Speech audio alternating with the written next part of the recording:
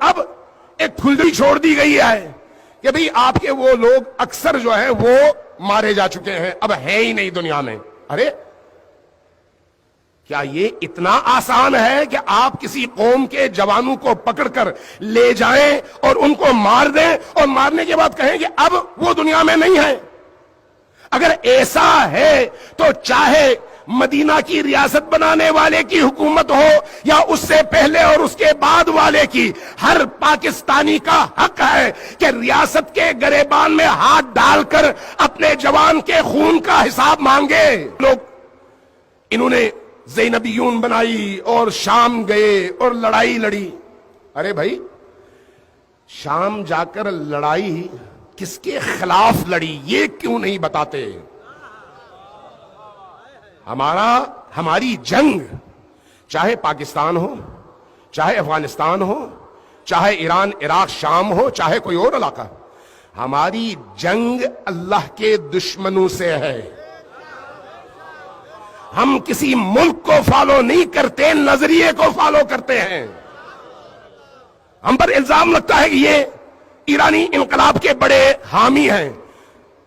ایک لحاظ سے سچ ہے، لیکن یہ یاد رکھیے ہم ایران کو فالو نہیں کرتے، ایران میں موجود اسلام کو فالو کرتے ہیں۔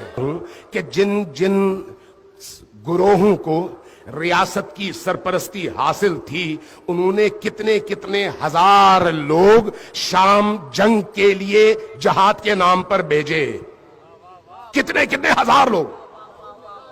ایک بہت بڑے جہادی لشکر کے ایک سربراہی سے جو اس کو کمانڈ کرتا تھا، میری ایک دفعہ ملاقات ہوئی ایئرپورٹ پہ، یہیں کراچی ایئرپورٹ پہ۔ باتوں میں نے اس سے پوچھا کہ ہاں بھئی آپ نے کتنے لوگ بھیجے ہیں سیریا؟ تو کہتا ہے، مجھ سے پوچھا اس نے کہ آپ کا کیا خیال ہے کتنے بھیجے ہوں گے؟ میں تھوڑی دیر سوچتا رہا، چونکہ ہمارے زیادہ 400-500 لوگ گئے ہوں گے جہاں سے گئے ہیں، ان میں سے بہت سارے لوگ وہاں پر شہید ہو گئے ہیں، 400-500، اس سے زیادہ تعداد نہیں ہے۔ میں نے اس سے کہا میرا خیال ہے کوئی 5-6 ہزار تو آپ نے بھیجے ہوں گے۔ کہا ارے آپ ہمیں اتنا کم اور اتنا کمزور سمجھتے ہیں؟ آپ کو نہیں پتا ہم نے کتنے ہزار بھیجے ہیں وہاں پر۔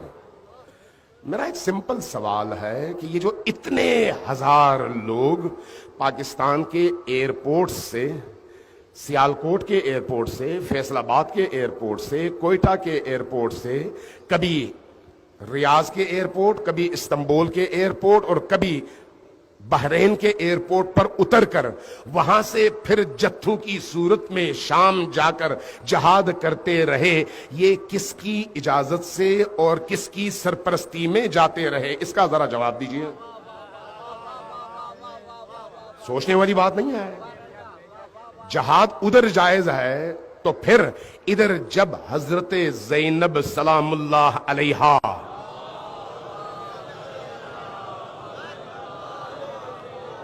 اور حضرت رقیہ اور حضرت سکینہ سلام اللہ علیہما، رسول اللہ اور علی کے صحابی حضرت عمار یاسر رضوان اللہ تعالی علیہ کے مزاروں کو اڑانے کی جب کوشش ہوتی ہے تو اہل البیت اور اہل البیت کے چاہنے والے ان پاکیزہ ترین ہستیوں کے مزار کی حفاظت کے لیے اگر کوئی جاتا ہے تو یہ جرم کیسے ہوا؟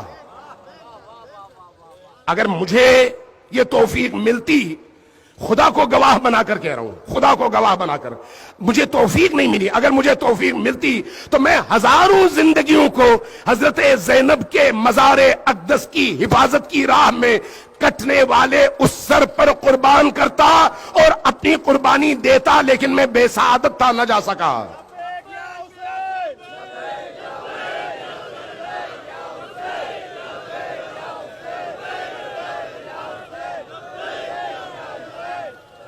نہیں، آپ کے یہ نعرے ادھورے نعرے ہیں، پورا مجمع نہیں پکار رہا۔ اگر پکارنا ہے تو پورا مجمع پکارے۔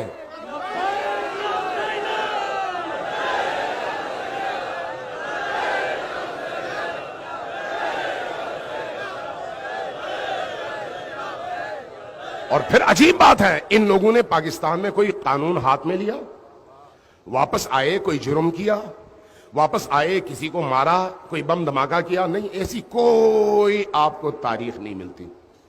پھر اس کے باوجود اتنے سارے لوگوں پر ظلم اور تشدد کیوں؟ اس کا جواب کون دے گا؟ کیا پاکستان جنگل ہے یا ایک ریاست ہے جس کے قوانین ہیں؟ اگر جنگل ہے تو پھر ہمیں کوئی اعتراض نہیں ہے. جب جنگل آپ نے قرار دے دیا تو پھر ہر ایک کو اجازت ہونی چاہیے کہ وہ اپنی طاقت کے مطابق اپنے جنگلی ہونے کا اظہار کرے.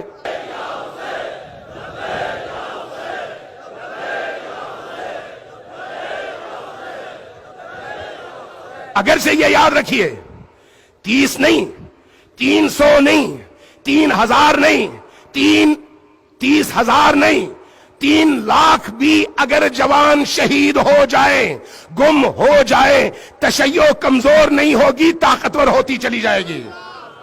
یہ یاد رکھیں, چونکہ یہ شہادتیں, یہ اسارتیں قوم کی تقویت کا باعث ہیں, لیکن دوسری طرف قوم کی مردانگی اور قوم کے شعور کا امتحان بھی ہے کہ قوم آیا اپنے گمشدہ جوانوں کے لیے آواز بلند کرتی ہے یا نہیں کرتی. یاد رکھیے اس بات کو. اس لیے اگر فرض کریں خاکم بدن, اگر ان میں سے کچھ جوانوں کو آپ نے شہید کیا ہے تو پھر ان شہداء کی لاشیں ہمیں دیں, ہمیں یہ اطمینان تو ہو کہ یہ ہمارے ہی جوان ہیں اور انہی کے جسد ہائے اثر ہیں. جب تک یہ بات کنفرم نہیں ہوگی اس وقت تک شہداء اور اسرا کے یہ لواحقین اور قوم ان کے ساتھ خاموشی نہیں برداشت کریں گی, خاموش نہیں رہے گی.